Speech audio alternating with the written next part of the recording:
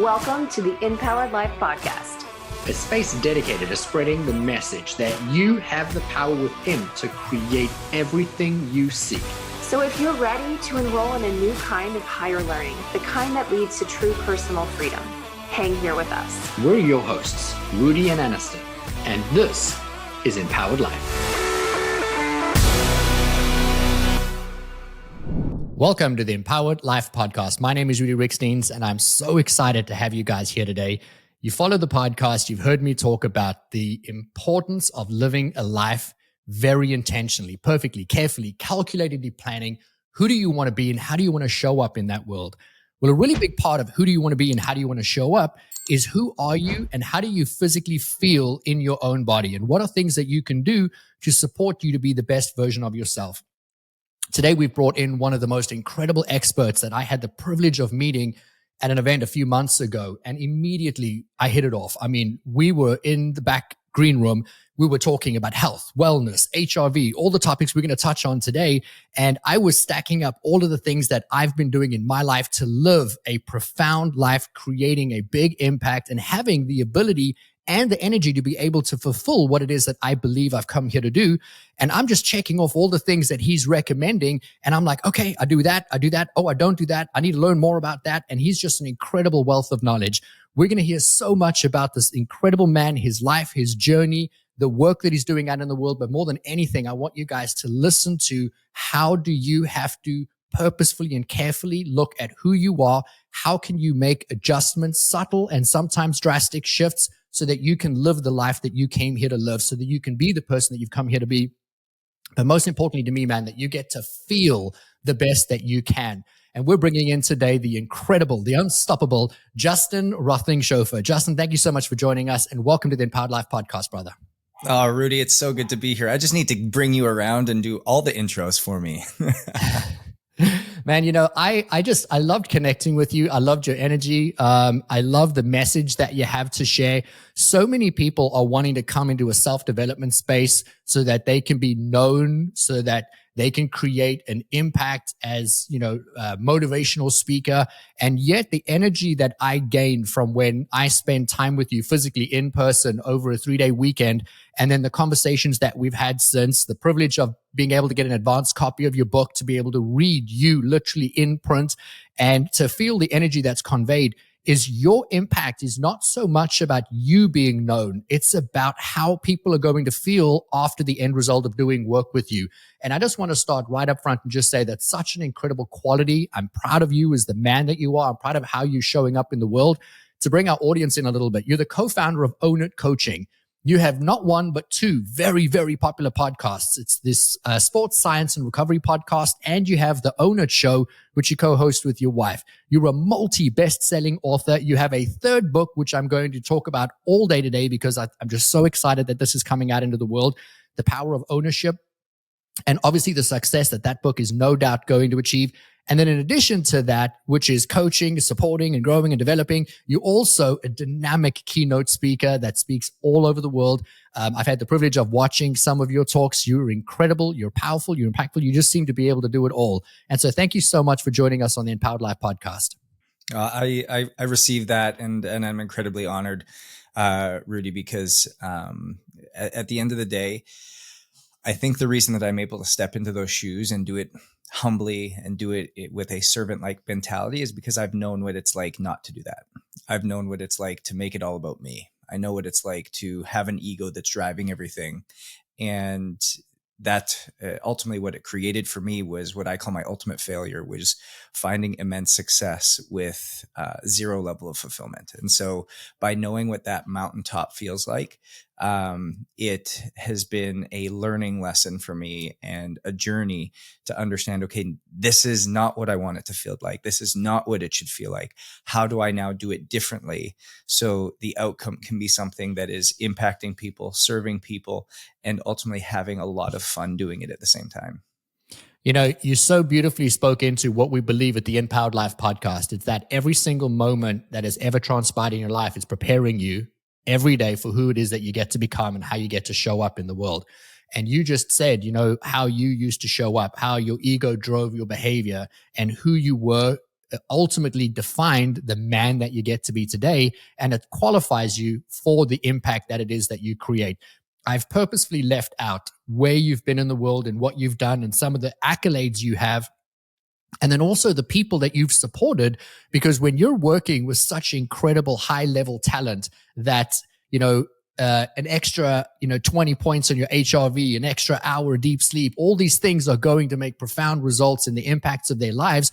But I want to leave you to tell us who you work with, who you serve. But I don't want you to start there. If you could do me a favor, please, for the benefit of anyone that's listening that is in a place where they're wanting to aspire to having to be and to do, and they're not where they want to be yet, they need to understand that the pain of where they are is serving them where they're going. Tell us a little bit about how did your journey start? And then how did you ultimately get to being one of the biggest coaches in the world impacting health and wellness? Yeah, Rudi, my story goes back to when I was 12 years old. So I was born and raised in Canada, Northwest Canada, and I grew up a fat kid. I was constantly made fun of, and I never really knew what being anything other than what I was all about. And so I never saw myself as fat. I never saw myself as overweight, but I just knew I got picked on a lot. And I happened to had a little bit of talent as a hockey player, and I was playing with 14, 15, 16-year-olds as a 12-year-old. And my dad put his hand on my lap one day and said, "Son, talent will get you noticed, but consistency will get you paid." And all of a sudden something flipped in my mind and goes, how do I become the most consistent version of myself? And so I really started to lean into this concept of habits, behaviors, lifestyle, things that I could have an influence on. And I fell in love with the process. I became extremely intentional. I became extremely consistent. Well, over the course of that next year, as hockey typically has, it's a season from about September through April. From April all the way through the following August, I was training differently. I was eating differently. I was sleeping differently. I started to track heart rate. I started to look at my sleep quality. I started to read medical journals. This is all as a 13-year-old. I became obsessed with this. And I remember going into training camp that following year.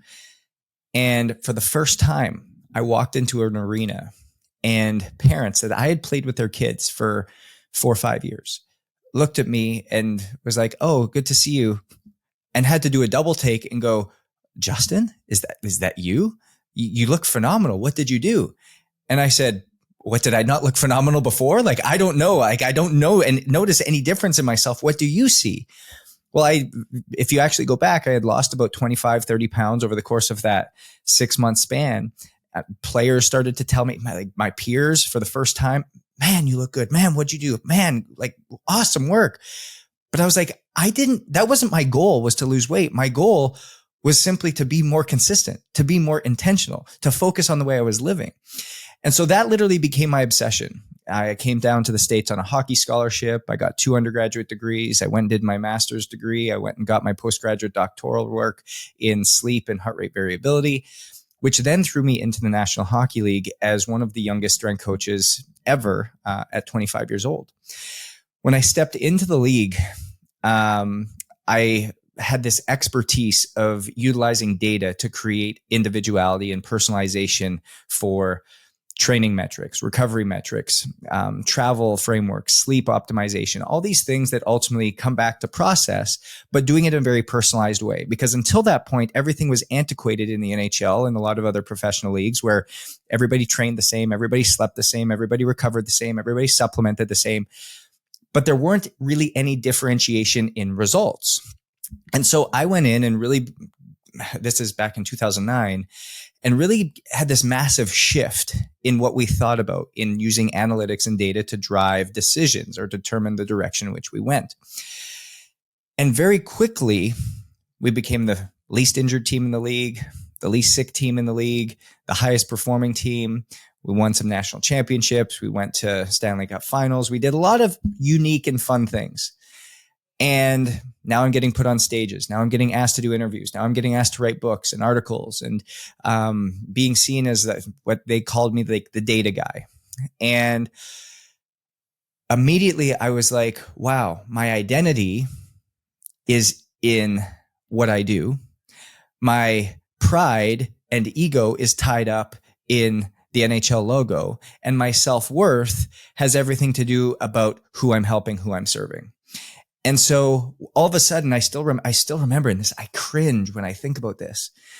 My mom calls me and she's like, "Hey, son, like I'm having a hard time sleeping."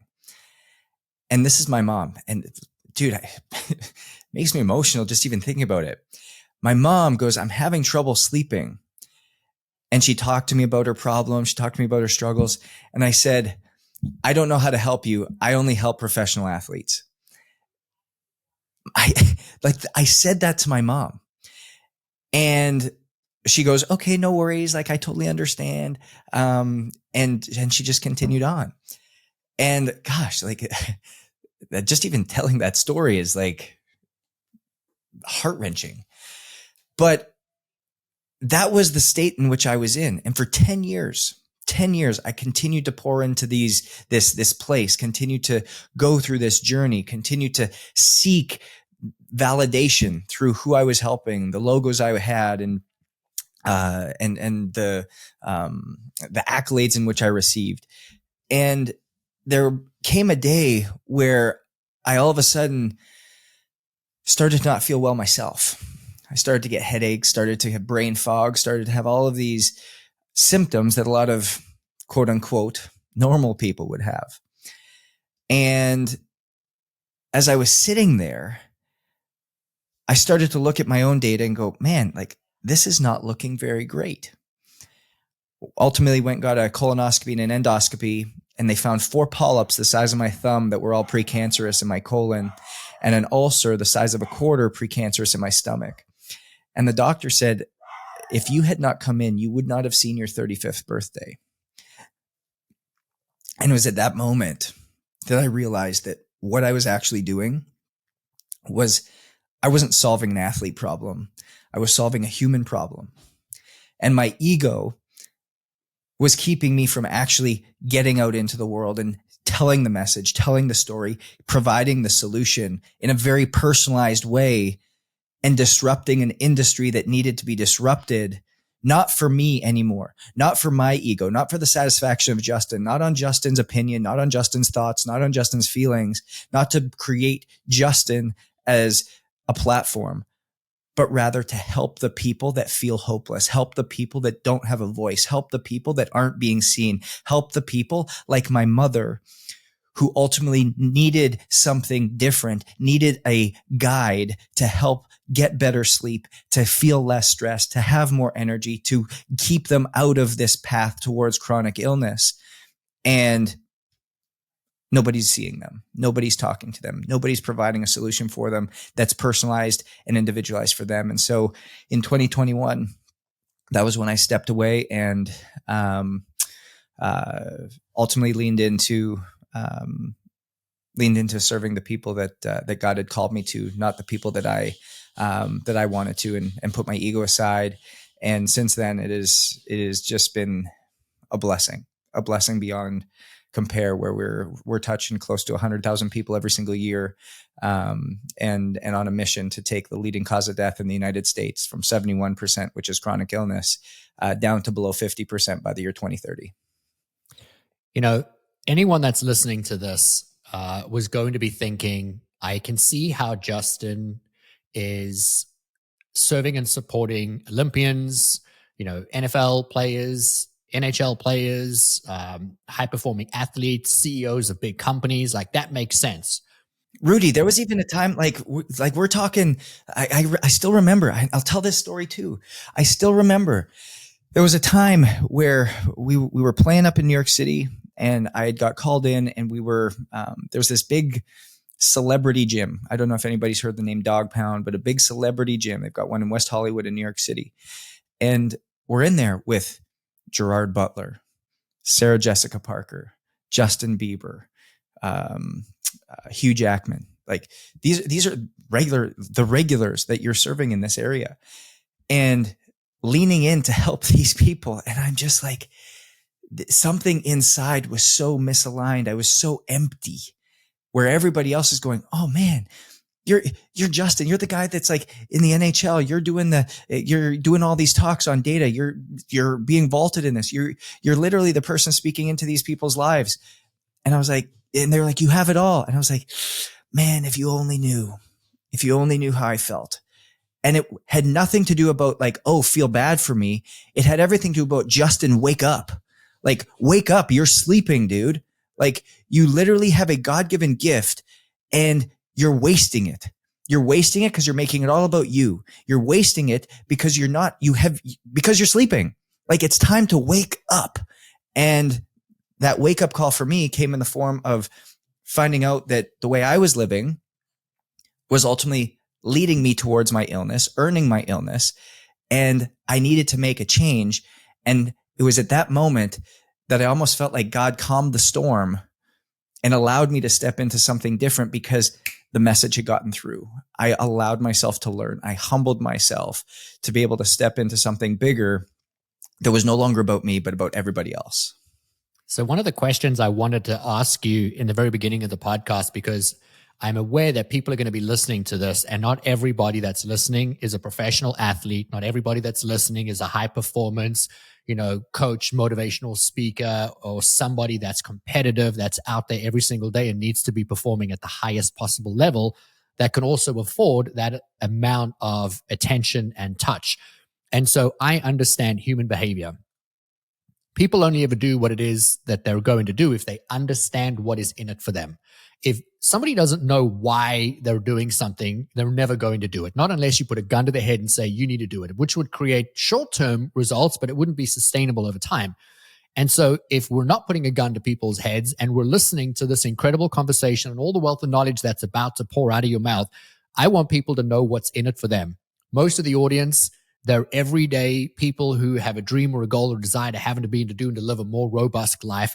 And so I want them to know what is in it for them to listen to the rest of this episode, knowing that not every one of them are going to be 100 millionaires, billionaires, CEOs of big companies, sports athletes, or celebrities. And so speak into, if you don't mind, a little bit for me of how you speak into creating a life by design. That was where you and I initially bonded, because I believe that you get to create the life that you want to live, and that people live a life by default versus, like a reactionary life versus an intentional life. And you speak into creating a life by design. How is what you teach actually for, as you've so beautifully started to tell us, for the masses, for everybody, for people like your mom, my mom, myself, and yourself? Yeah. So the cool part about what you're asking is today, 90% of our business is all focused on people like you just mentioned, your everyday people, your people just seeking a life that is better and free of symptoms. And so this is how I like to talk about this. What is in it for you? How do you get there? The world has told us what's normal. What's normal is to have brain fog. What's normal is to not be able to sleep. What's normal is to have weight gain that's unexplained. What's normal is to have body aches and pains because we're just getting older. What's normal is not to recover from workouts very quickly, or not even to be able to complete certain workouts because, that's what age looks like. All of these symptoms that we experience have a excuse behind them. Oh, that's what it takes to be an entrepreneur. That's what it looks like to be a business owner. That's what it looks like to lead a family. That's what it looks like to be a mom, a dad, a husband, a spouse. That's what it looks like to be 40 or 50. But that's what the world tells us. And what I say that people are living in is an area called fake health. Disease-free, meaning you don't have an illness. The doctors tell you you're healthy, but you're symptom full. All these symptoms we just talked about. And we make these excuses. Now, the crazy part about this is the longer we live here, the faster the window starts to close to where it shuts and throws us into some form of chronic illness. We're now obese. We now have diabetes. We now have heart disease. We now had a stroke. We now have cancer. We've now had a heart attack. And we have to be treated for something. Conversely, if we're proactive and we understand what we need, we can actually thrust ourselves into true health, which is vibrance, energy, mentally clear, sleeping deeply, focused and energized throughout the entire day, able to get done what we want to. feeling fulfilled, feeling on purpose, feeling on mission, like we're in this massive flow state. But you don't just get here by accident.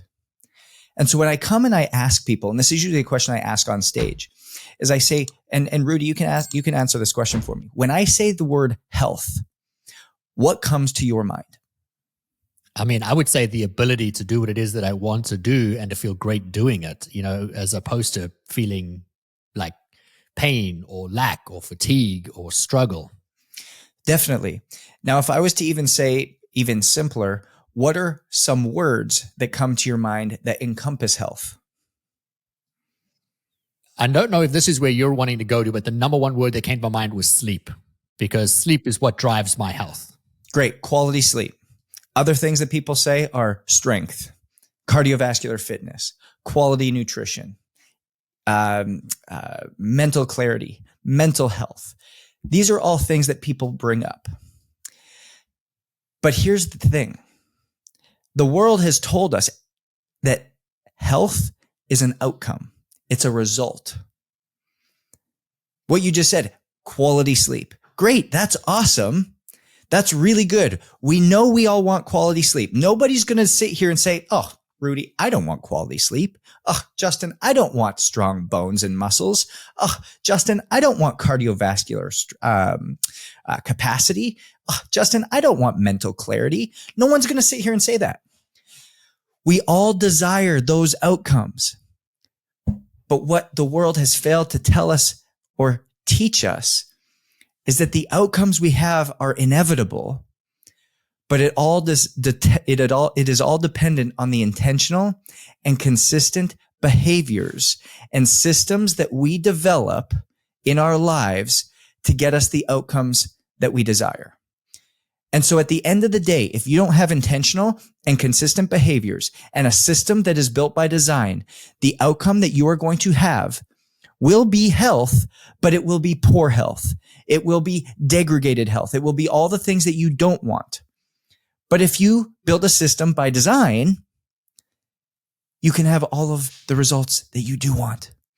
And that is why we exist. That is what we do. It is not a broad brushstroke approach. It is a specific protocol, is a specific life by design for Rudi based off the season of life he's in, based off the priorities he has, based off of the requirements he needs, based off the stressors and the unique stressors that exist in his life so that it can become sustainable, it can become personal, and it can be truly customized to what he needs. And that is how we build a life by design that is personal, unique to you, and how now you start to understand what's happening in your life, not just being given a PDF and said, okay, Rudi, here you go, even though that's the same PDF I gave to the last 150 people. When we met, and I alluded to this in the very beginning of the introduction, is that we bonded very quickly on health and well-being. And if anyone listening to this, or if you're watching this, you can see how passionate Justin is about the work that he does, which 100% ties to why he is so successful. When he met, I was about to go on stage in about 20 minutes, and he grabbed me by the elbow and immediately started drilling me on, what are the things that you do? What are the habits? And he pulled out my phone and he quickly went into an app on my phone to look at what was my heart rate variability and how many hours was I sleeping. And because he wanted to very quickly have a snapshot and understand who is this guy that's about to go on stage, who needs to perform, and how can I help him? And I share this because, I cold plunge every single day, sometimes twice a day. Justin is an advocate for cold plunging. I work out every single day. I have a certain amount of cardio, a certain amount of weightlifting. I eat very well, very clean. I do stem cell treatments. I'm somebody who is an advocate for living the best quality life that you can.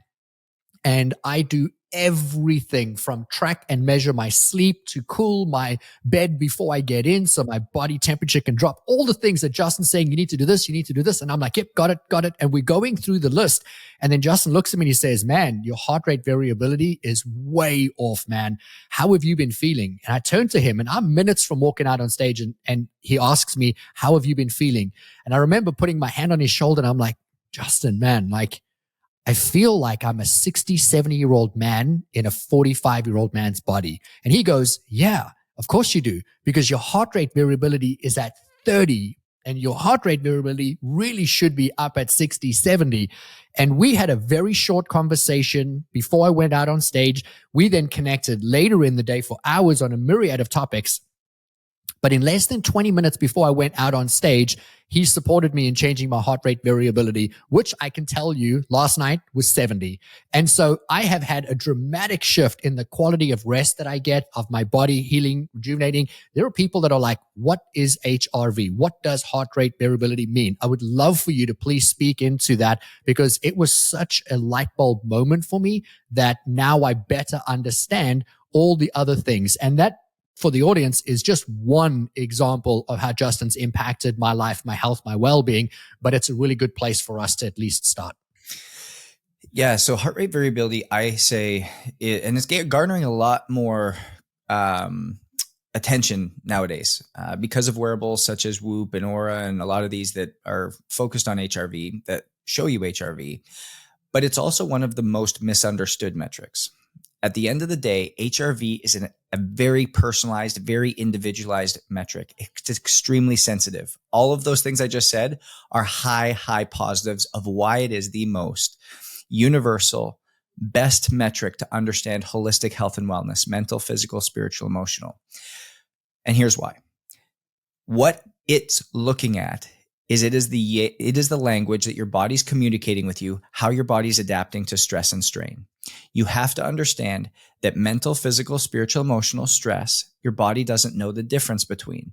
So, Rudi, you could be going and delivering a keynote speech. You could be going and doing a 5-mile run. You could be in a fight with your spouse. You could be dropping your kids off at college. You could be trying to figure out what you want to do with your business because you're called in a multitude of different directions and you feel stretched and pulled, or you could be firing your best friend.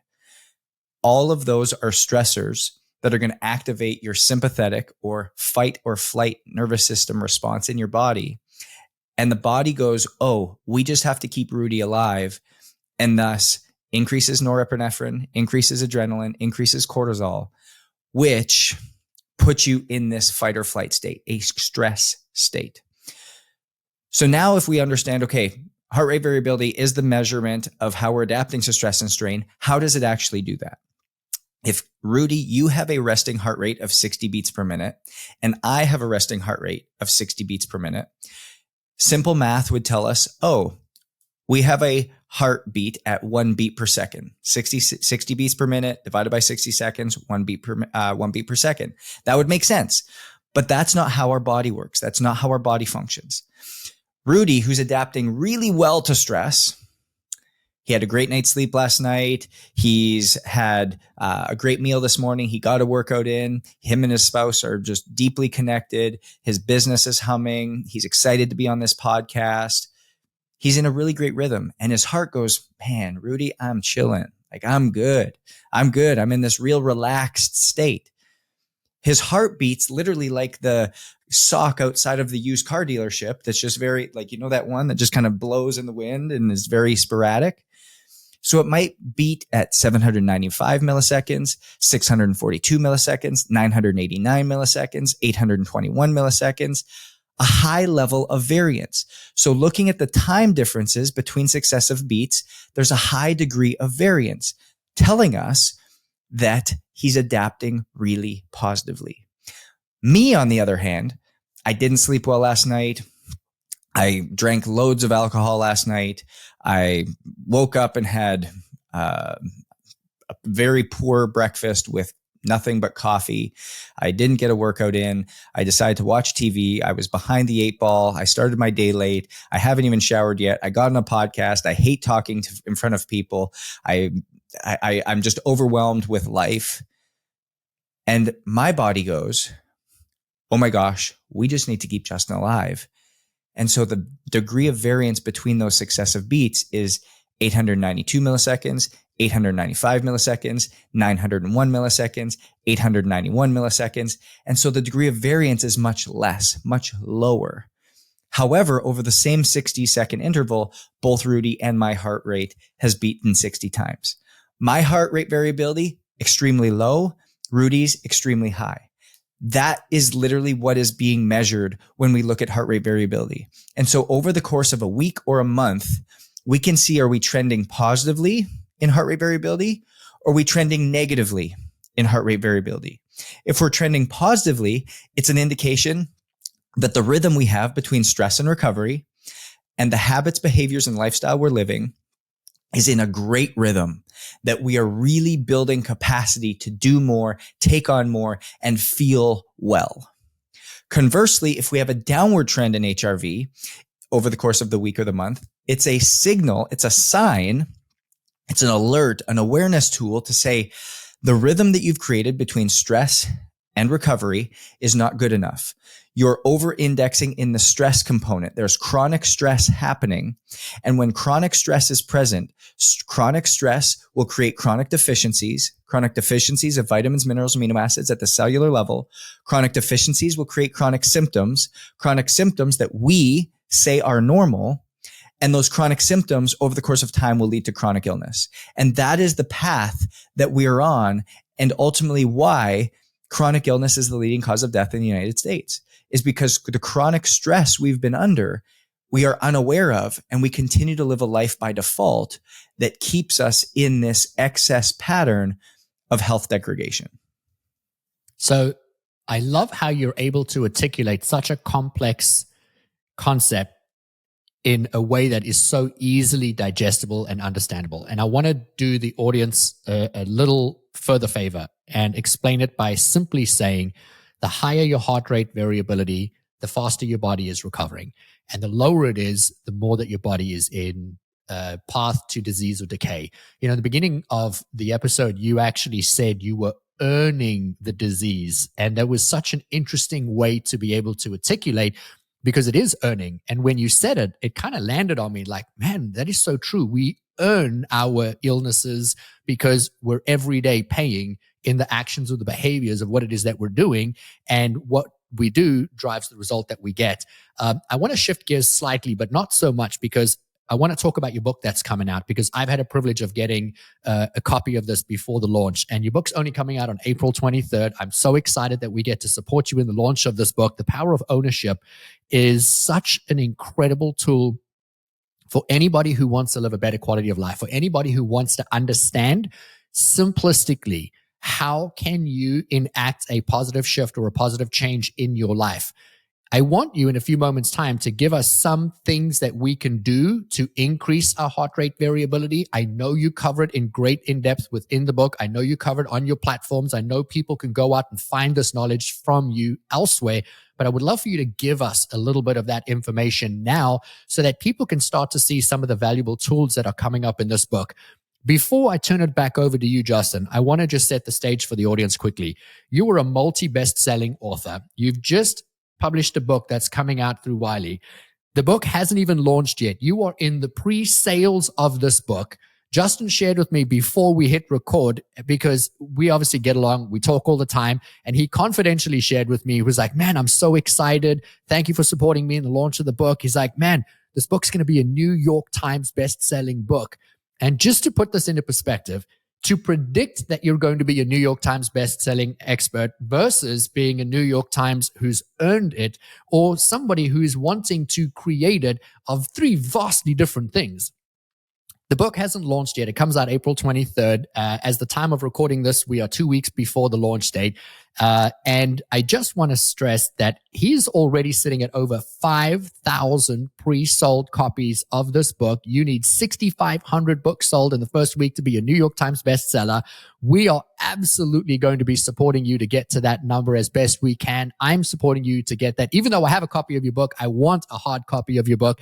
And I would love to even give a hard copy of the book away on the show. And so what I'm getting at is, if somebody is launching something that they're passionate about and they've written about the work that they're meant to do, and the book hasn't even come out yet, and it is already 80% of the way to being a New York Times best-selling book, and you haven't even gotten to the crunch time, which is where you build and pick up the momentum, I just want to take my hat off to the work that you're doing. And it's 100% because of the intent in how you wrote this book.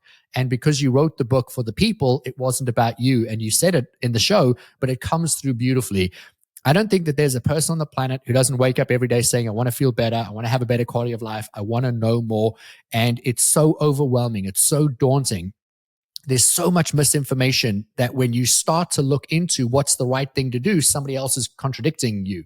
And so it's so difficult. What I love about the power of ownership is that it's so simple, it's easily digestible, and we can start taking action immediately. Can you talk into a little bit of some of the results of what it is that we can expect? And if you have the time, I would love for you to give us some tips to increase our heart rate variability as you give us that answer. I appreciate you, Rudi, and it's just been so humbling to see the response. The more that you pour into something, the more attention you give to something, the intentionality of which we've shown up here. And I even just had an epiphany as I was sitting here, because you said intent. That was actually the name of my first book, and I wrote that book 7 years ago for how do you actually build a high performance system in a sports setting. And it was about intent. And as I was sitting here, I'm like, man, the way that I was operating in the NHL and in sports was highly intentional. And now that's what I'm trying to help everybody else do, is run their life very intentionally. So it was just a little epiphany of like full circle moment for me live. So I wanted to give an insight into the brain of Justin. But to your point, there's two things that I've always hoped that people would get out of this book. And then there's something else that I say, I promise, out of this book. The thing that I hope is I hope that it empowers you. I hope that it empowers you to take ownership of your health in a very personalized way. I hope it educates you. I hope it educates you through something that, quite frankly, is very confusing. It educates you in a way that is simple. It educates you in a way that is able to be understood. It educates you in a way that gives you all that you need to know so that you now have a blueprint and a framework to actually take with you and a tool to use. Number three, I hope that it equips you. I hope that it equips you with something that you can truly have at your disposal, something that you can truly have in your hands that you can trust, that is going to guide you in the right direction. And number four, I hope it entertains you, because this isn't a textbook. This isn't something that's extremely convoluted. This isn't something that's going to make you feel like you can't understand it. It's going to be done through stories. It's done through stories in a very unique and fun way. And so educate you, equip you, empower you, and entertain you is really what I was hoping for out of this. But my promise to you is that this book is simple. I promise you that I poured my heart and soul into this. I promise you that I wrote this book for you. Whether it's Tony, whether it's Carol, whether it's Stephen, whether it's Joyce, whether it's Fred, whether it's Tyler, whether it's Peter, whether it's Kate, this book was written for you, because the shoes that you're in are the shoes that I once wore. And so as I wrote this book, I wrote this and poured my heart and soul into it by making it simple, because I wanted to ultimately give you an insight as to what life could look like if you took ownership of your health. And I wanted to make it something that felt like, gosh, if he could do this, then I can do it too. And to that point, it's why chapter 12 exists. It's called A Life in Ownership. And it takes you on a journey of 15 of our clients that have come through and what life looked like before and what life looked after. And I guarantee you, any single person reading that chapter will identify with at least one person. You'll be able to see you in each one of those people. And again, that was done extremely intentionally so that as you read this, you are like, man, I can do this. Man, I have hope. Man, Justin sees me by name. Justin actually recognizes the struggle I have. I have hope for the first time that my life can be different. So I have a follow-up question to that as it relates to ownership, because it's one of my favorite words. I think it's the beginning of the journey of anybody who is wanting to achieve anything in life, is you have to start with ownership. But before we get to that, could you in a minute or less just give us some things people could do to support their heart rate variability? If they are tracking it, what can they do to increase their heart rate variability? You already alluded to some of it, but I would love it if you could put it in a sentence for us. So in the book, we talk about 4 pillars: build, renew, repair, and fuel. And under each pillar, there's 2 foundational principles. So under build, it's exercise and mindset. So building both, building capacity. When we talk about fuel, it's hydration and nutrition. Again, how can we focus on that in a very personalized way? What does that look like? Under renew, it's self-care and environment. How can we renew ourselves by these things around us? And then under repair, it's immune response and sleep. And so I'm going to dive into sleep for a second, because I think this is a big one. You brought it up earlier, Rudi, as to how do we improve sleep quality. And so for anybody listening, you want to improve HRV, you want to improve sleep quality, there's a simple 3-2-1 rule that I talk about. So 3 hours before bed, number one, we want to make sure we have a consistent sleep and wake time. So we'll go into bed and waking up around the same time every single day. But 3 hours before we go to bed, no more food or any major meals. Why? We have 400 times more melatonin produced in our gut than is produced by the pineal gland in our brain. So if we take in food within that 3-hour window, our body now has to go into a processing mode that takes you out of a parasympathetic or relaxed state of sleep that gets you into the quality sleep stages, which is REM and slow wave sleep. So 3 hours before bed, no more major meals. 2 hours before bed, no more major decision-making processes, meaning we're not planning tomorrow's day. We're not sending emails to our team. We're not trying to figure out how to save the world. We're not figuring out where the kids are going to go to college. We're not having deep integrated conversations with our spouse about philosophies and how our marriage operates. It's more relaxed. It's more enjoyable. It's now time to down-regulate, and we'll save those things for tomorrow. That's why in that 2-hour window, I usually tell everybody to start brain dumping, or a great time to start journaling, or a great time to start getting rid of a lot of these thoughts so we can park it for tomorrow. Then 1 hour before bed, no more red light. Pardon me, no more blue light. And during that last hour, we can expose ourselves to red light, like whether it's the sunset, whether it's the blue light, or pardon me, red light lamps that we have, something of that nature, because iPads, TVs, computers, tablets, iPhones, they all have blue light coming off the screen, which tells us and our body that, oh, it's time to wake up, producing cortisol, not allowing melatonin to release properly, and ultimately disrupting circadian rhythm. So 3 hours before bed, no more blue light, or pardon me, no more major meals. 2 hours before bed, no more heavy decision-making processes. 1 hour before bed, no more blue light. The one thing I will say about blue light exposure is for every 30 minutes of blue light exposure after sunset, it suppresses melatonin release by upwards of 1 hour. So that is why that simple 3-2-1 framework can be something that's implemented to help optimize sleep, which is ultimately in turn going to increase HRV. So sleep quality, one of the major impactors of increasing how you're recovering and increasing HRV, and making sure that we're doing so in a very intentional way. And even with that 3-2-1 framework, you all of a sudden still get to personalize it. It's a framework to put into your life that personalizes it based around the systems, the season, the time, the priorities in your life. So you can now make sure that it is, again, simple, customizable, and personalized to you. You know, anyone that's listening to this right now is aware that we should create some of those changes, but not everybody's going to do something about it. And I want to put this into context where everybody can walk away with something that they can understand. I spend tens of thousands of dollars a year in my health and well-being. Last year, it was over $150,000 in just my health and well-being. And that is to be optimized. In a 20-minute conversation with Justin backstage, sharing with me his 3-2-1 rule, he increased my heart rate variability by 40 points. I'm going to tell you, it is a profound shift in how I feel, and all the other things that I do are phenomenal. I'm not going to stop them, but I have a greater understanding as to why I need to measure, why I need to, create these action plans or steps. Was it a shift? Was it a subtle and small inconvenience? Absolutely. But the change in making sure I eat earlier, or making sure that I stop making big decisions, or making sure I get off my electronics, which, by the way, includes receiving a text message or a quick search for something, or that last minute Amazon order that I want to place. And I now leave all of those things for the next day, have created such a big shift in who I am and how I think.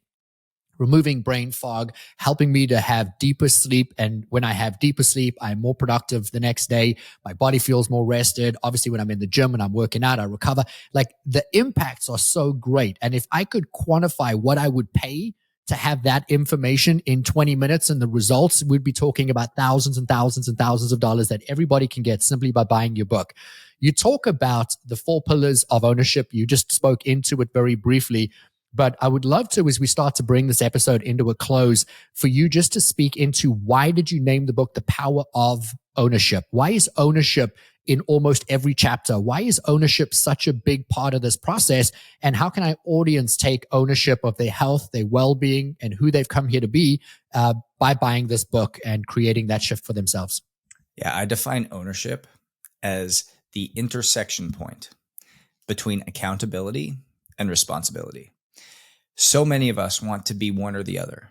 They're like, oh, you know what? I'm going to set up all the accountability metrics. I'm going to get the coach. I'm going to join the community. I'm going to join the gym. I'm going to set my alarms. I'm going to do everything I need to. But then there's always an excuse. Something always comes up. Oh, this happened. Oh, this happened. Oh, I was called out to this place. Oh, I was traveling. Oh, I've got the kids. Oh, I've got the family. Oh, I've got to create dinner. And there's no responsibility being taken. And then there's the other person who's like, takes responsibility for everything. Oh, you know what? It was my fault. I didn't do this that I was necessary. Oh, you know what? I just totally forgot. I didn't set my alarm. I didn't plan ahead. But they fail to put any accountability metrics in place. They fail to join the community. They failed to get the coach. They failed to get the book. They had the best intentions, but there was no follow through. And if I had $1 for every person who said to me, Justin, I want to live life differently. I want the energy that you have. I want the clarity that you have. I want to do life the way that you're doing it. How do I get there? And I paint it out. I say, hey, it's all in the book, or hey, join the community, or hey, I'd love to give you X, Y, and Z. I go on stage and I talk. I have a webinar. People come on.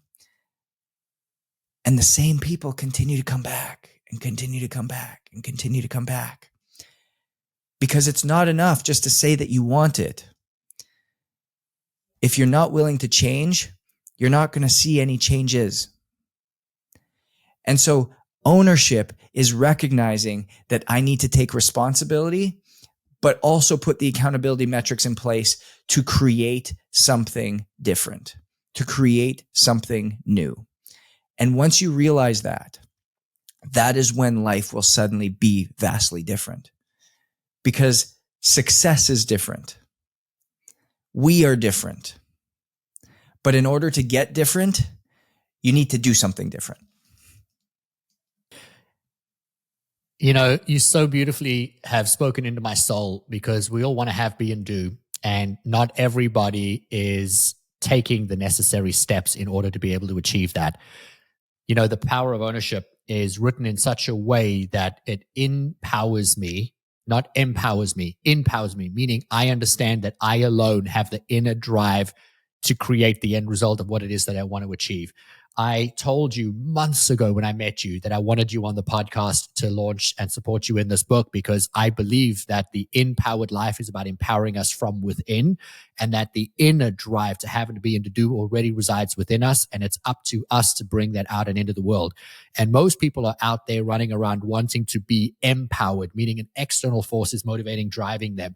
And your book speaks into the inner drive and the inner power. And it all starts with ownership. And for anyone that's listening to this that is not having a great night's sleep, maybe is drinking a lot, is trying to numb themselves with something, maybe they don't have the bank account, the love, the relationship, the health, the well-being, there's something that's missing, that, you know, you can find a solution in this book that's going to give you the confidence, the courage, and the strength to be able to start taking the different shifts and changes.